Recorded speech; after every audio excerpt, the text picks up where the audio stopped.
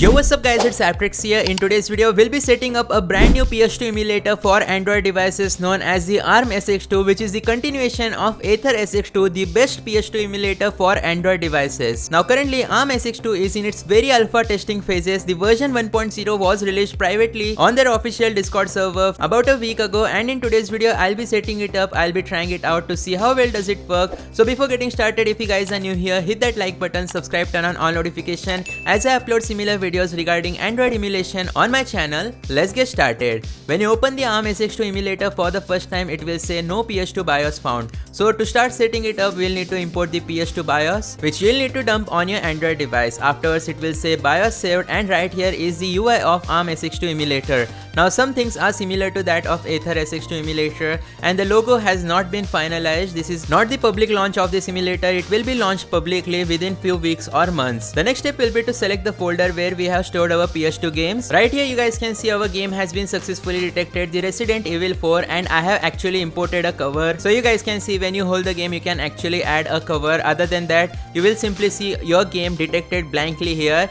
the ISO game format obviously. Once you have successfully added your game, you can tap on the left corner where there are 3 lines and you can boot BIOS, you can also run BIOS, you can choose games folder. Along with that, run the simulator in landscape. Afterwards, we can access the settings by going to the settings bar. And here we'll just go and enable full screen UI. Tap on the OK button. Aspect ratio, make sure to set it to stretch to window. In terms of custom FPS limit, you can go all the way up to 120 FPS if you have a 120Hz display refresh rate Android device. That is usually what I go with. Fast boot has been turned on-screen touch controls timeout is present. So you can also enable never hide if you don't want on-screen touch controls to timeout, which is personally what I'll choose. Graphics renderer, make sure to set it to Vulkan.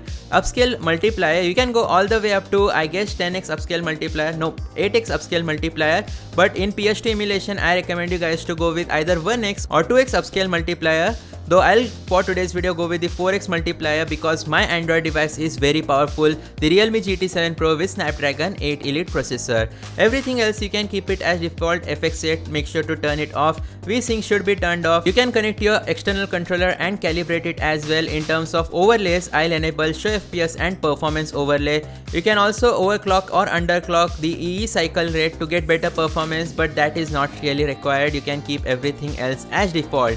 Once everything has been set up, that's about it. I applied the best settings. In AetherSX2 there are a lot of complicated settings, but this emulator only has the main settings, which is actually pretty clean in my opinion. So let's just go ahead and tap on the game and launch it successfully. You can see we have a brand new controller layout, and now you can immediately see a bug right here. When I changed the orientation of the emulator, the controls did not open in that orientation. But here we go, our game has successfully started.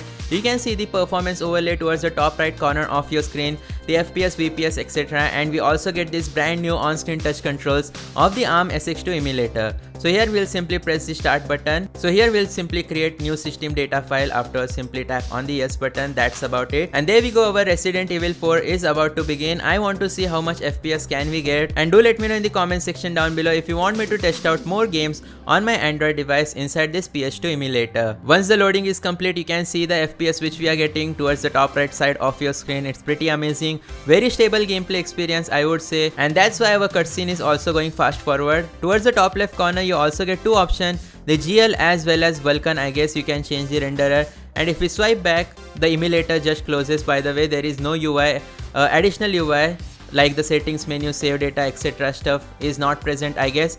I think you can only access it from the top, which options that are present right here. So if you press on settings, you can see the ARM SX2 emulator settings. Let's wait until the game starts and I'll be back. And there we go, after we have skipped our cutscene, the game has successfully started. You guys can see the FPS towards the top right corner of your screen. We are getting about 150 speed percentage. That is equivalent to 100 FPS. So the game is running pretty easily without any issues. The original Resident Evil 4 on our Android device, there are no graphical issues at all. This is a very smooth gameplay experience at 4x upscale multiplier, by the way, and now you can see some frame drops here and there. But 4x upscale multiplier is an absurd number, by the way. This is really not recommended. Generally it is recommended to just go with 1x or 2x upscale multiplier. But yeah, let me know in the comment section down below what do you guys think about this brand new ARM SX2 PS2 emulator on your Android devices. I'll see you guys next time. Thanks for watching. Goodbye.